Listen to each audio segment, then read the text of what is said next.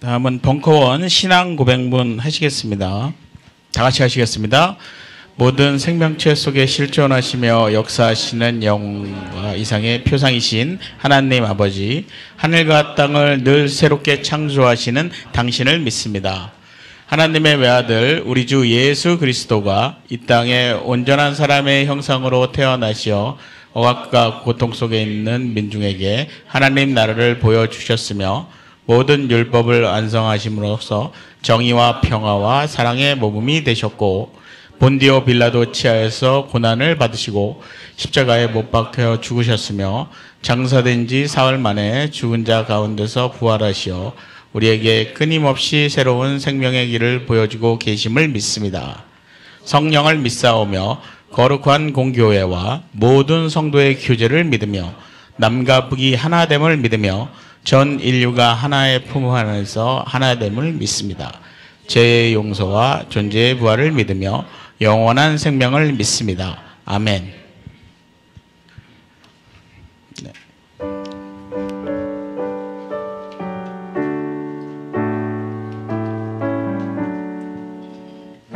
내 맘속에 참된 평화 있네. 주 예수가 주신 평화. 시험 닥쳐와도 흔들리지 않아. 화귀하다 이 평안아. 주가 항상 계셔 내 맘속에. 주가 항상 계셔 어디구나. 주 나의 맘에 계셔 위로하시네. 어찌 내가 주를 떠나 살까. 귀한 평화 내가 받고 보니 내 슬픔이 사라지고 맘의 기쁨 넘쳐 주를 찬양하네. 아 평화의 임금 예수. 주가 항상 계셔 내 맘속에. 주가 항상 계셔 아 기쁘다. 주 나의 맘에 계셔 위로하시네. 어찌 내가 주를 떠나 살까. 주 날개 아래 내가 사는 동안 이 보배를 빛내리라.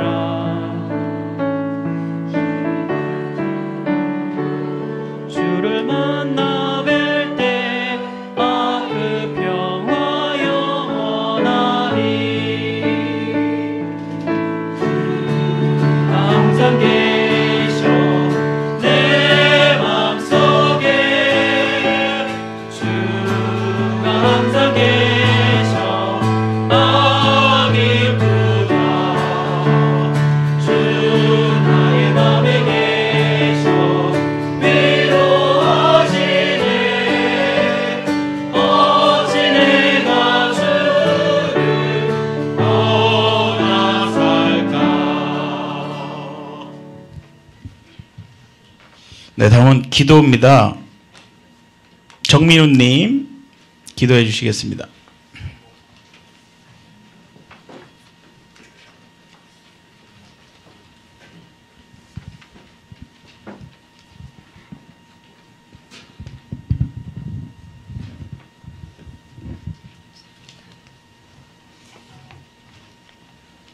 기도드리겠습니다. 하나님 아버지, 부족한 저의 기도를 당신께 올립니다.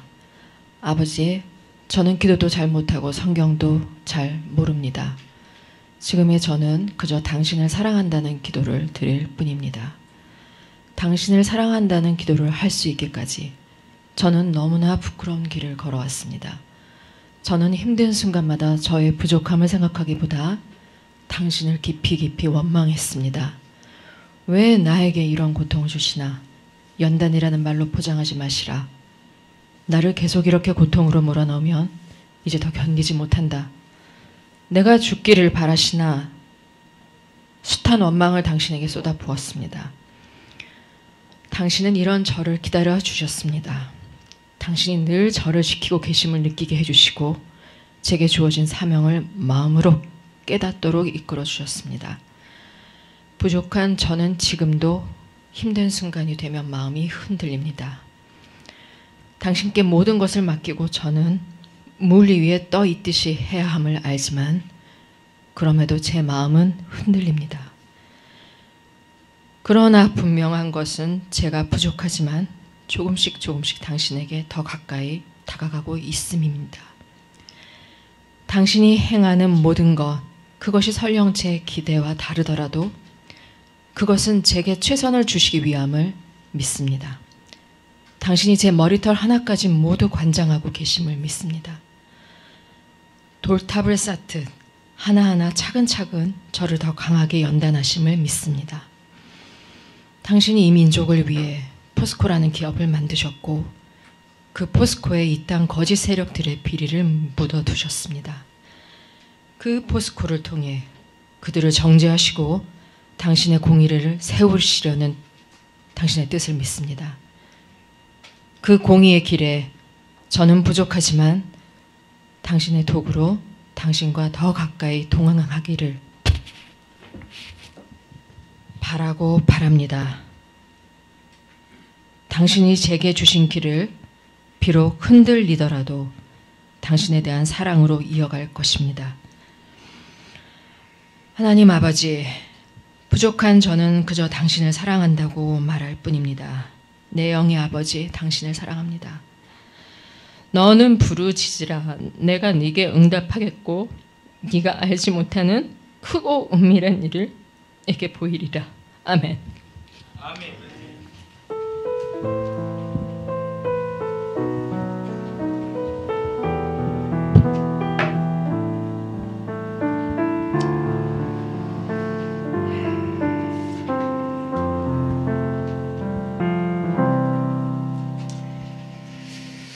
네, 기도 잘 들었고요.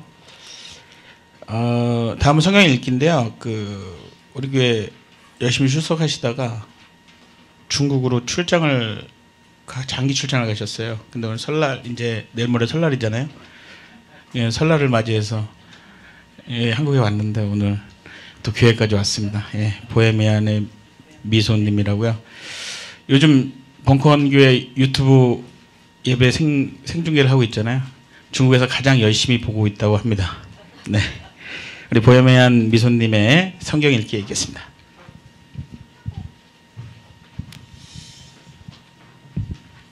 안녕하세요. 마가복음 12장 41절에서 44절 말씀입니다. 예수께서 헌금함을 대하여 앉으사 무리가 어떻게 헌금함에 돈 넣는가를 보실세. 여러 부자는 많이 넣는데 한 가난한 과부는 와서 2렙돈 곧 한 고드란트를 넣는지라. 예수께서 제자들을 불러다가 이르시되 내가 진실로 너희에게 이르노니 이 가난한 과부는 헌금함에 넣는 모든 사람보다 많이 넣었도다. 그들은 다 그 풍족한 중에서 넣었거니와 이 과부는 그 가난한 중에서 자기의 모든 소유 곧 생활비 전부를 넣었느니라 하시니라. 아멘. 네, 이것은 주님의 말씀입니다.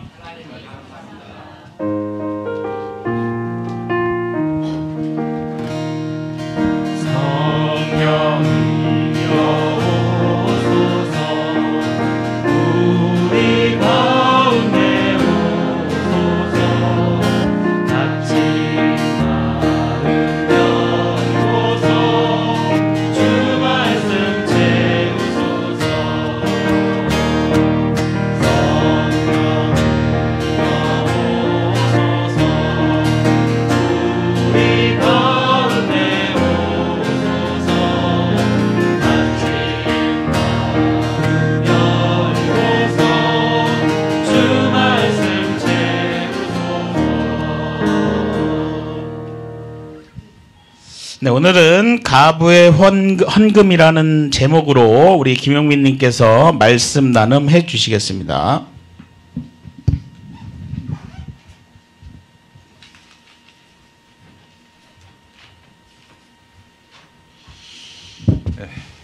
우리 정민욱 의원님의 기도가 얼마나 큰 감동이 되는지 모르겠습니다. 여러분 포스코 개혁을 위해서 많이 기도해 주시기 바라겠습니다. 예. 네. 설 연휴 중간임에도 예배하러 오신 분들을 진심으로 환영합니다. 오늘은 헌금 이야기를 하려고 합니다. 이렇게 민감한 설교는 또 잘해야 본전인 설교는 별로 안 오셨을 때 후딱 해치우는 게 낫기 때문에 이제 오늘 하기로 했습니다만은 오늘도 너무 많이 오셨어요. 감사합니다. 예. 구약 시대에 신앙심이 허접했던 사람들은 하나님과 바알을 동시에 섬겼습니다. 두 주인을 섬겼던 것이죠. 하나님이 이런 거 용납하실 분이 아닙니다. 그래서 이스라엘 민족들을 타이르기도 하고 야단치기도 하고 징계하기도 했습니다. 징계 후에는 상처난 부위에 약을 발라주기도 했습니다. 두 주인을 동시에 섬긴다. 대표적으로 이런 예를 들 수 있겠죠. 명절 때가 되면 보수적인 교회에서는 하나님 믿는 사람이 제사 지내면 두 주인을 섬기는 것이다 라면서 펄펄 뜁니다. 제사는 형식일 뿐이다. 제사의 그 진심이 조상과 부모를 공경하는 것이라면 그게 그렇게 나쁜 일인가 하는 생각을 천주교가 하고 있습니다. 그래서 천주교는 제사를 허용합니다. 한국 천주교 가정 재래 의식을 보니까요, 선조에게 효를 실천하고 생명의 존엄성과 뿌리에 대해서 깊이 생각하며 선조의 남기신 뜻에 따라 진실된 삶을 살아가고 가족 공동체의 화목과 유대를 이루기 위한 목적이라면 제사를 할 수 있다, 이렇게 못 받고 있습니다. 하나님 외에 또 다른 신, 우상을 숭배하는 게 아니라고 보는 것입니다. 물론 천주교의 공식 입장은 제사는 허용하되 권장하지는 않는다, 이겁니다. 이게 공식 입장입니다. 윤지충 선생이라고 여러분 들어보셨는지 모르겠습니다. 18세기 분인데요. 윤선도 선생의 6대 손이고 다산 정약용 선생의 외사촌이기도 합니다. 독실한 천주교인이었어요. 윤지충. 1791년 모친상을 당했는데 제사를 지내지 않는 거예요. 게다가 신주를 불살라 버렸습니다. 이를 계기로 전국에 천주교에 대한 박해가 시작됐습니다.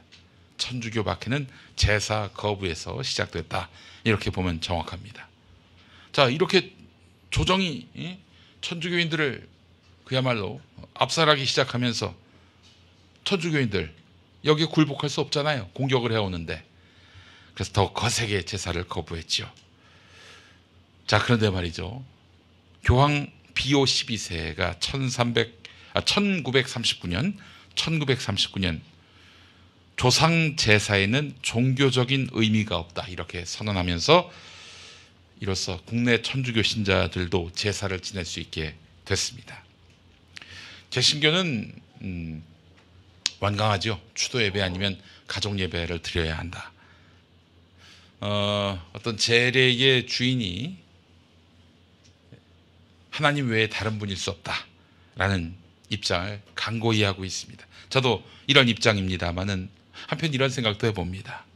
이렇게 억척스럽게 한 하나님을 섬겨야 한다면, 하나의 신만 섬겨야 한다면 당연히 개신교는 우상 외에도 다른 신을 배격해야 한다라고 생각을 합니다. 다른 신이 뭐겠습니까? 다름 아닌 돈입니다. 돈. 우리 목사님들 중에 돈 좋아하는 분들 보면, 아, 이분이 단 하나의 신을 위해서 목숨을 걸었는가, 이런 의문을 갖게 만듭니다. 물론 하나의 신일 수 있겠죠. 그 신이 야훼 하나님이 아니라 돈이라면요. 구약에서는 두 주인을 섬길 수 없다고 해서 또 다른 주인이 혹시 바알인가? 뭐 또 다른 신인가? 헷갈렸는데 마태복음 6장은 그 또 다른 주인이 누구인지를 분명히 밝힙니다. 그것은 재물, 곧 돈입니다. 하나님과 재물을 겸하여 섬기지 못한다라고 6장 24절에서 밝혔습니다. 그렇다면 우리는 하나님과 재물 앞에서, 이 두 가지 앞에서 어느 것 하나를 결정해야 하는 상황에 놓일 수 있음을 각오해야 하는 것입니다. 돈은 매우 유용하지만 대단히 위험한 물질입니다. 돈에 대한 경계심을 풀면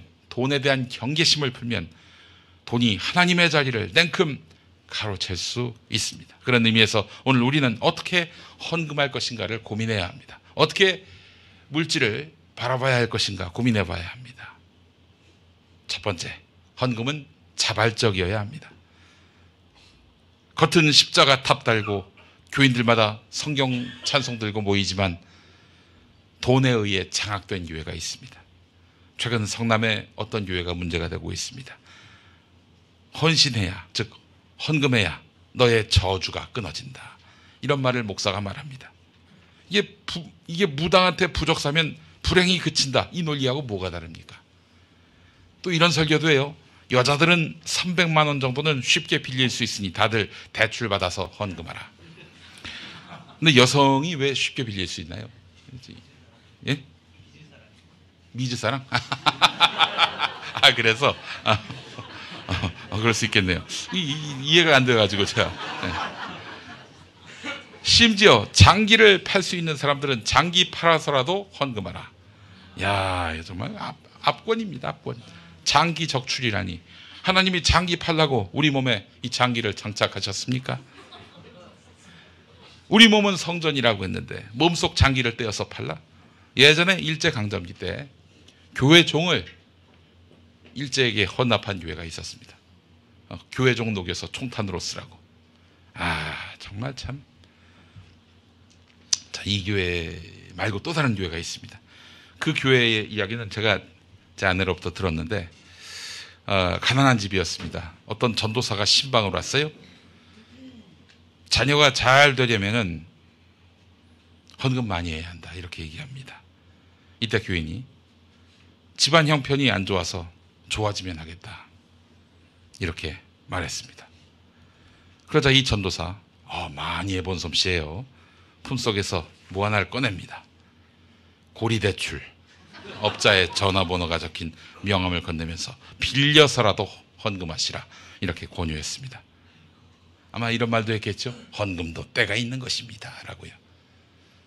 그 교회는 정말 골 때립니다. 그 교회 목사님 말이죠. 교회 부지를 이제 구하려고 했는데 원불교 또 천주교하고 또 경쟁 관계가 경쟁하게 됐어요.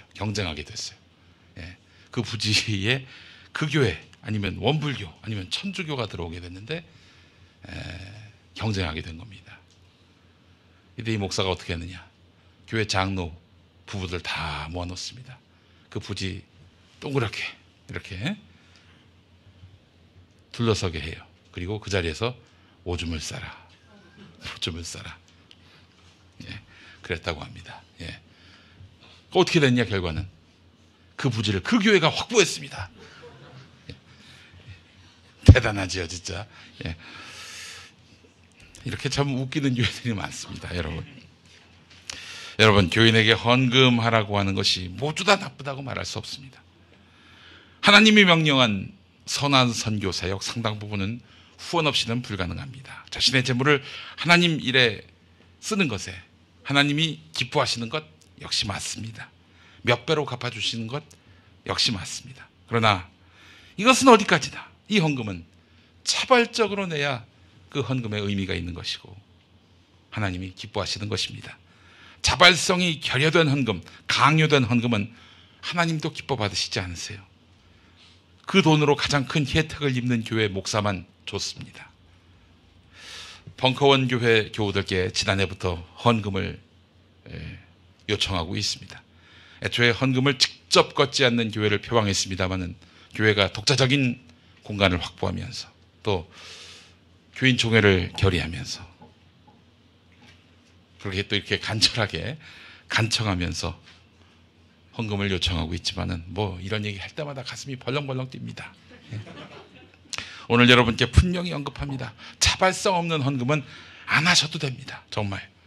그건 하나님이 기뻐하지 않으시고 아울러 자발성 없는 헌금을 내지 않아도 하나님이 저주하시거나 그런 거 전혀 없습니다. 역사를 돌아봐도 가난하고 약한 사람들이 돈을 안 내서 신에게 철퇴를 맞은 적이 없었습니다. 가난하고 약한 사람들의 돈을 이런저런 압박으로 받아내려는 사람들, 이들이야말로 신의 철퇴를 맞았습니다. 뭐 헌금 안 내서 암 걸렸다, 이런 정신나간 설교하는 사람들이 있는데, 자기가 돈에 환장했다고 하나님마저 환장한 것으로 아는 사람들, 하나님을 옹졸하게 만드는 이런 헛소리 찍찍 해대는 자들, 그야말로 적그리스도의 현올림이라고 해도 과언이 아닙니다. 여러분, 하나님 나라의 사역은 비단 교회만이 아닙니다. 교회 밖에서 아름다운 일들을 해나가는 사람들이 있을 겁니다. 아니, 있습니다. 그런 사람들이. 텔레비전 방송에서 가난한 이웃들의 이야기가 나올 때 뭐 그걸 빈곤 포르노라면서 비판하는 사람도 있지만은, 이럴 때 눈물을 흘리면서 전화를 걸어서 후원금 보내는 분들, 이것도 헌금입니다. 이 눈물도 하나님이 주신 마음이니 헌금이 되는 것입니다. 종교단체 기부금, 명세서를 받아야만 그게 헌금이 아니에요. 교회에다가 내야만 하나님께 바치는 것이 아닙니다. 당신의 피조물인 사람들을 위해서 따뜻한 마음으로 후원한 돈, 그 돈이 어찌 헌금이 아닐 수 있겠습니까? 자, 어떻게 헌금할 것인가? 두 번째, 내 재산은 내 것이 아니라 하나님의 것임을 알아야 한다는 점입니다. 어떤 양계장을 운영하는 여인이 있었습니다. 꽤 벌이가 되는 것 같은데 교회에 나와서는 헌금을 내질 않아요. 그래서 목사님이 양계장으로 찾아가서 이제 신방을 했습니다. 예. 그리고 그 양계장 주인에게 저 혼자는 말로 수입의 10분의 1을 드리는 것은 성도의 의무입니다 라고 이렇게 이야기를 했어요. 그러자 여인이 잠시 생각하더니, 목사님, 그러면 주일에 나온 달걀, 이 달걀의 10분의 1을 주님께 드리겠습니다 라고 했어요. 목사님은 그 얘기 듣고 무척 마음이 좋았습니다. 그러더니 그냥 가셔도 되는데 닭장에 가서 닭장에 손을 대고 기도합니다. 하나님, 하나님의 은혜가 임하시옵시오. 달걀을 많이 낳도록 역사하소서, 이렇게 기도했습니다. 물론 목사님은 대놓고 특히 주일에 이런 말은 하지 않았습니다. 자, 목사님 기다렸어요. 다음 주에. 근데 양계장 주인이 빈손으로 오는 거예요. 물어봤어요. 어떻게 된 거냐고. 그러자 양계장 주인이 천연덕스러운 표정을 지으면서, 우리 닭들이 그 기도 받고는 은혜 받아서 주일은 쉽니다.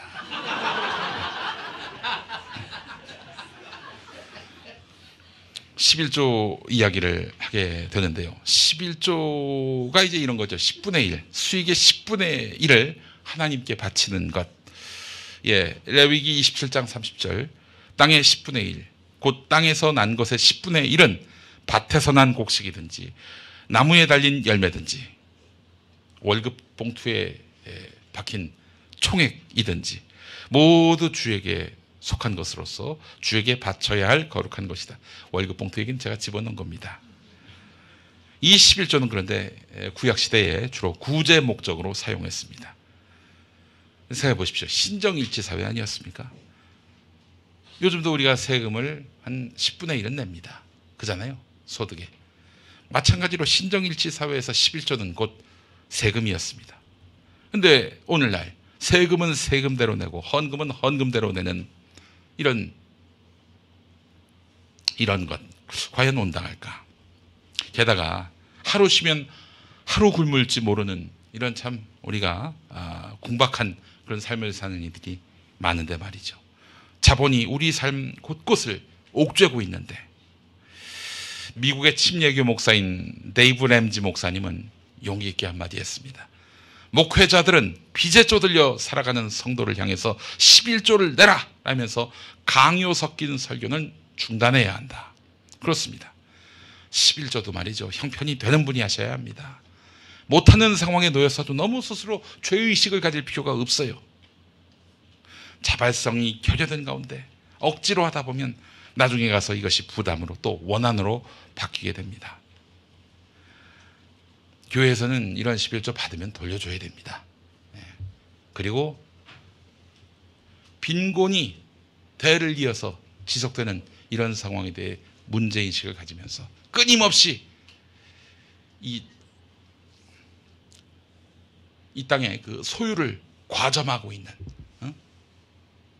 이런 재벌 시스템에 대해서 맞서 싸워야 합니다. 교회라면.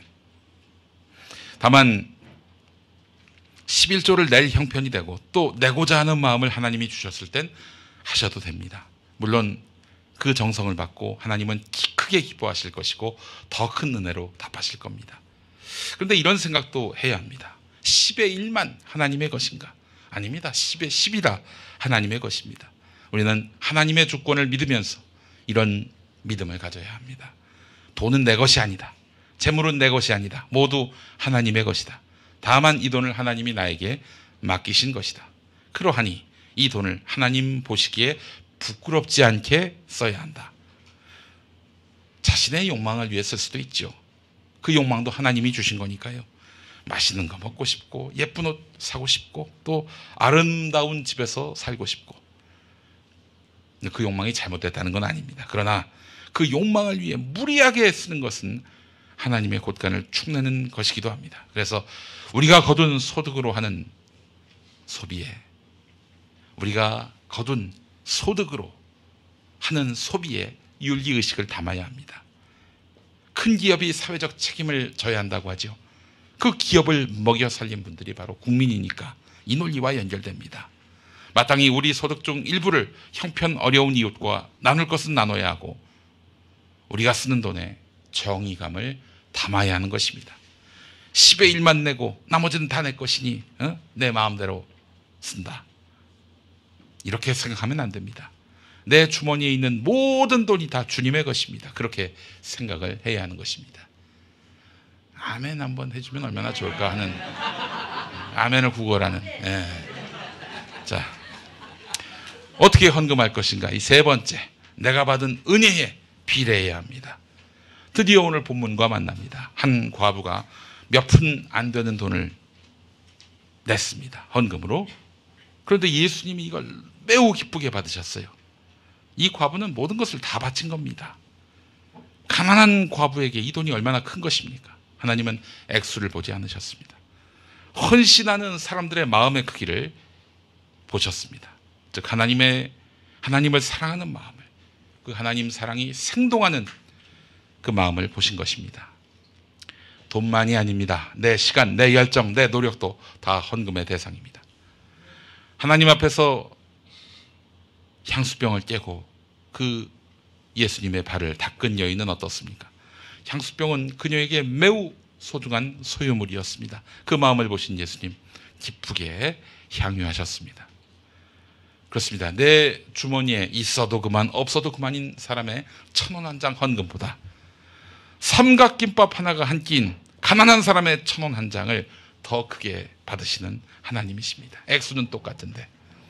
그렇습니다. 형편이 좋은 사람으로서 어떻게든 사회에 기여해야 할 사람의 있어도 그만 없어도 그만인 1억보다 전 재산이 1억인 사람의 모든 것을 다 바친 1억, 액수는 같지만 하나님은 후자의 헌금을 더 기쁘게 받으십니다. 똑같이 빨간 신호등을 지나가다가 이제 차가 지나가면 안 될 그 빨간 신호등을 지나가다가 교통법규를 위반했을 때 연봉이 100억대인 기업 회장과 월급이 한 300만 원인 회사원이 내는 벌금이 어떻습니까? 다릅니까? 똑같습니까? 똑같죠. 6만 원 벌금 똑같습니다. 우리 사회는 이걸 두고 법 앞에 만인이 평등하다 이렇게 당연시합니다. 자, 그런데 말이죠. 2000년 11월 얘기입니다. 핀란드의 청년 부자였던 야코 리촐라라는 사람, 시속 40km로 제한된 도로를 70km로 달리다가 경찰에 걸렸습니다. 그가 낸 벌금이 8,500만 원이었습니다. 우리 돈으로. 핀란드나 독일, 스위스 같은 유럽연합 국가들은 벌금을 자산에 비례해서 매깁니다. 이런 국가들은 이렇게 벌금을 차별적으로 때리는 것을 정의라고 보고 있습니다. 확인된 것만 수백억 자산가인 이명박 씨가 내는 건강보험료는 월 2만 원대에 불과했고, 가난으로 인해서 비관한 송파 세 모녀의 건강보험료는 월 5만 원이었습니다. 이건 정의가 아닌 것입니다. 그렇습니다. 하나님의 감동도 기준이 달라요. 이렇게 이야기하면은 교회에다 전재산 내라 이렇게 들으시는 분들이 있는지 모르겠습니다.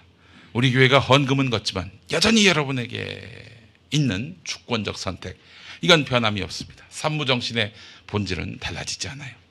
나의 사랑과 온정이 필요한 곳인데 아무래도 교회보다는 그곳이 더 나의 사랑과 온정이 필요하다 했을 때 그곳에 하십시오.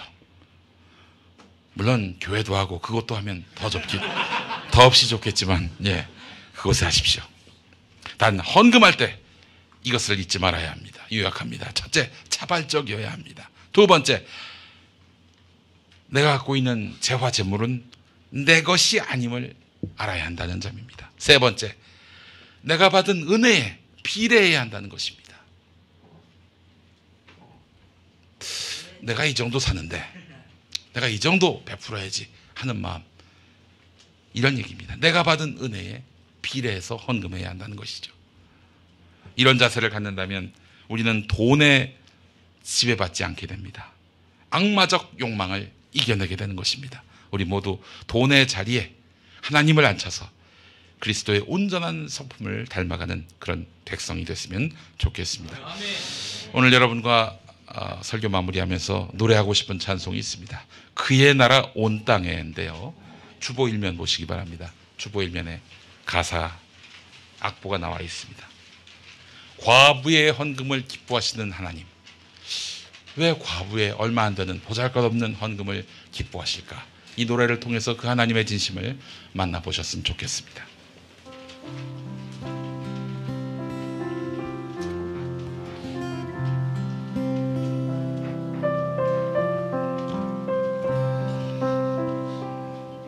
아주 작은 어린 양 한 마리를 애태우며 찾으시는 하나님, 보잘것없는 과부의 헌금을 넉넉히 받으시는 하나님, 강을 따라 버려진 한 아이를 지도자로 세우시는 하나님, 일꾼들이 쓰다 남은 버린 돌로 머릿돌을 삼으시는 하나님,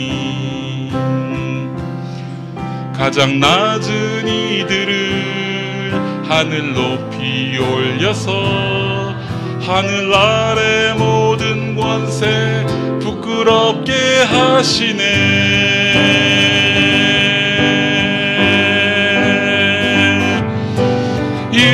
이토록 놀라운 그의 나라 온 땅에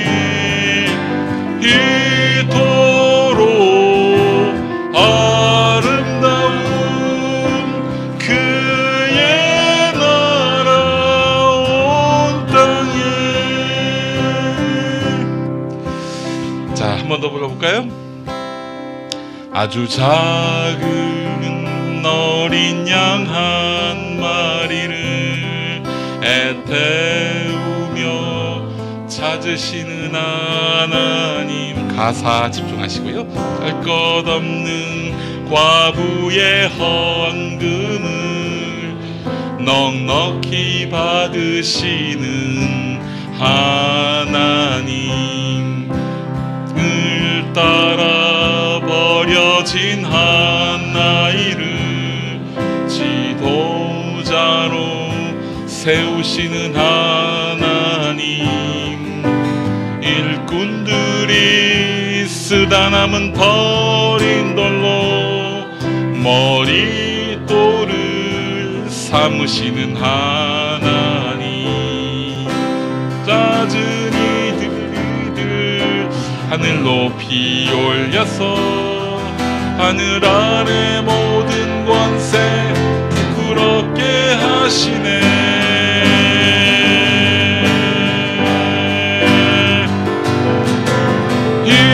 이토록 놀라운 그의 나라 온 땅에 이토록 아름다운 그의 나라 온 땅에.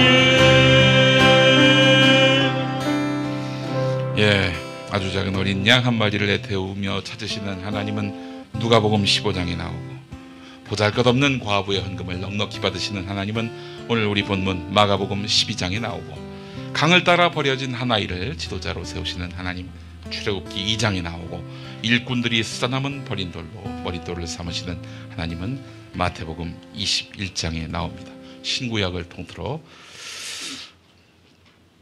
아주 작은 이들을 통해서 그들의 이름으로 하늘나라의 모든 권세를 부끄럽게 하시는 그런 하나님을 우리가 만나봤으면 좋겠습니다. 함께 기도하시겠습니다.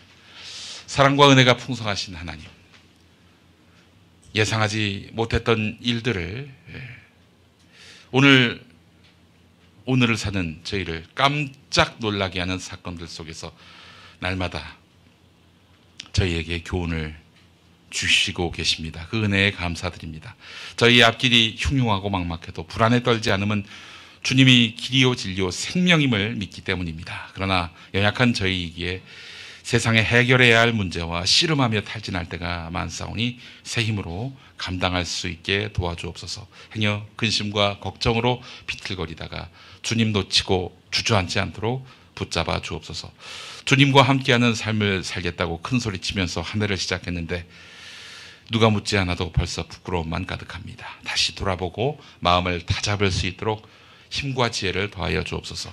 용서의 주님, 주님의 인내하심을 만홀히 여기고 교만하게 산 것을 용서해 주옵소서. 주님께서 분에 넘치도록 많은 것을 주셨으나 아무것도 받지 못한 자인 것처럼 스스로 낙심하며 원망하며 불평하며 산 것을 용서하여 주옵소서. 당연히 사랑해야 할 사람을 사랑하지 못한 것을 용서하시고 오래오래 참았어야 할 것을 참지 못한 죄를 자복하오니 주여 용서하여 주옵소서. 곧 설 명절입니다. 온 가족이 주님 모신 한상에 둘러앉아 감사와 찬송으로 열어가는 설날 아침이 되게 하시고 가족 친지 간의 위로와 격려와 사랑의 언어가 풍성한 그런 명절을 만들어가게 하옵소서. 주여 하늘 영광을 버리시고 이 땅에 혁명자로서 오신 그 은혜를 감사하며 그 이름을 기억하면서 우리가 살겠사오니 우리 삶 가운데 함께하여 주옵소서. 예수 그리스도의 이름으로 기도합니다. 아멘.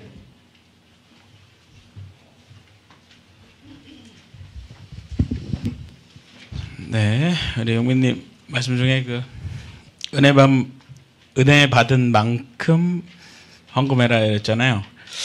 제가 이 벙컨교회가 처음인 거 아시죠? 예, 이 벙컨교회를 다니면서 하는 믿게 됐는데 이 교회는 제가 왔는데 헌금이 없다고 그러더라고요. 그래서 뭐 헌금함도 없고 아무것도 없고 그냥 헌금을 저희도 수령하지 않습니다. 그래서 계좌로 보내주세요. 뭐 이렇게 계속 광고를 제가 했어요. 또 사회자님에서도. 그러다 보니까 제가 이 교회 와서 은혜를 되게 많이 받았는데 실로 헌금을 한 적은 없는 것 같아요. 그래서 이제 오늘 갑자기 그런 반성이 들면서 은혜만 받고 헌금도 안 하고, 왜냐 계좌로 보내는 게 상당히 그 절차가 복잡하잖아요. 어떻게 보면 이 예배 기도 드릴 때는 해야지 내가 저기 가다 뭐 물론 내가 몸으로 가서 많이 했어요. 예, 돈은 못했지만 그랬던 게 있었는데 오늘 말씀 들었고 이제 우리 교회도 사실은 이제 그냥 헌금을 직접 걷진 않았고 항상 그 헌금을 있었습니다. 헌금이 있었습니다. 그런데 이제 우리 교회도 교육 개혁 운동을 위해서 이제 헌금을 받고 그 운동을 해나가기 위해서 이제 헌금을 직접 수령하고 또 이 공간도 유정 운영을 해야 되기 때문에 그런 말씀이 오늘 또 있었던 것 같습니다. 그래서 갑자기 말씀드렸는데 반성을 하면서 오늘부터 제가 은혜 받은 만큼 헌금하도록 하겠습니다. 네. 네. 예. 박수 받을 일은 아닌데 얼마나 헌금을 안 했으면 이렇게 박수까지. 예, 광고 말씀 올리겠습니다. 예. 사다법인 평화나무가 지난 화요일 1월 29일 서울 특별시청으로부터 인가됐습니다. 수고하고 기도한 우리 교우 여러분, 우리 모두를 위해서 박수를 한번 본인에게 치지 말고 주님께 영광의 박수를 올려드리겠습니다. 예. 감사합니다. 우리 이제 독립자금 모으듯이 헌금 모아가지고 교회 개혁운동 하시겠습니다. 네. 그거죠? 3부는 영원한 거죠? 네. 자, 2월 17일 주일 예배 때 김용옥 선생님께서 설교하십니다. 도울 선생님의 새 책, 우린 너무 몰랐다. 해방 4.3과 여순 민중항쟁에 대한 책도 많은 관심을 부탁드리겠습니다. 여기에서 한때 시즌 설교를 하셨죠? 예, 다시 돌아오셔서 우리가 뭐 이제 예배 초청도 하고 하니까 또 도울 선생님 오실 때 여러분들 많이 와주셔서 네, 참석해 주셨으면 감사하겠습니다. 네. 매주 수요일 저녁 7시 30분부터 수요 예배가 있습니다. 이번 주 설날인데도 할게요. 네. 네. 밤에 와서 떡국 드시고 예배 드렸으면 좋겠습니다. 다음요. 예배 공동 식사가 있습니다. 오늘은 설을 맞이해서 떡만둣국으로 준비했습니다. 또 한 살 먹네요. 그죠? 아이고, 참, 안 먹어야 되는데 먹겠습니다. 배고프니까. 자, 오늘 그 진성님께서, 예, 공동 식사를 해서 오늘은 진성님이 준비해 주셨습니다. 우리 진성님께 박수를 보내지 말고 주님께 영광의 박수를 올려드리겠습니다. 네, 그럼 반드시 우리 진성님에게 축복을 내리리라 확신합니다. 자, 오늘 선거지는 청년 일부입니다. 네. 20세부터 39세라 그랬나? 20세부터 29세라 했나요? 이 청년 일부? 네. 30세까지. 네. 네. 그리고 또 2부도 있고요. 많이 있습니다. 예. 돌아가면서 우리가 설거지도 이제 자원해서 부서별로 지원해서 해주시면 되겠습니다. 청년 일부에도 예, 여러분 응원의 말씀 부탁드리겠습니다. 다음은요. 소모이 유에서 다음 주 2월 10일 예배 후 영화 말모이를 관람합니다. 참석하시고 싶은 분들은 우리 소모임 장이신 인민님이라고 있어요. 오늘 안 오셨는데, 네. 명절 새로 가셨나봐요. 그죠? 네. 그분에게 말씀하시면 되겠습니다. 인민님 아실 거예요. 네. 약간 북한풍까지 생기셨어요. 예. 자, 다음은요. 네. 그럼 우리 폐송 하시겠습니다. 다 같이 일어나셔서 하실게요.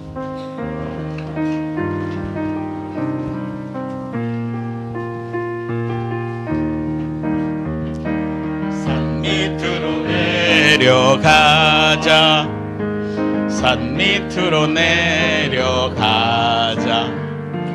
주의 발길 따라서 산 밑으로 내려가자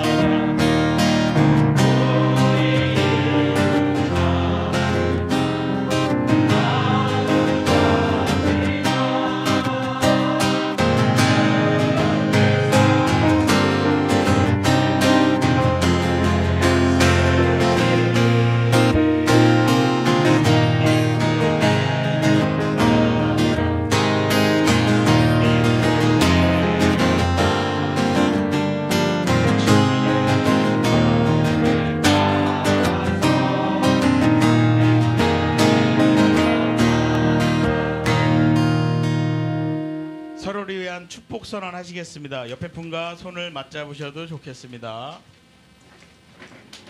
다 같이 하시겠습니다. 주 예수 그리스도의 은총과 하나님의 사랑과 성령께서 이루어지시는 친교가 우리 가운데 영원토록 함께 있기를 주님의 이름으로 축원합니다. 아멘. 네, 잠깐 앉으시고요. 네, 일단 유튜브 중계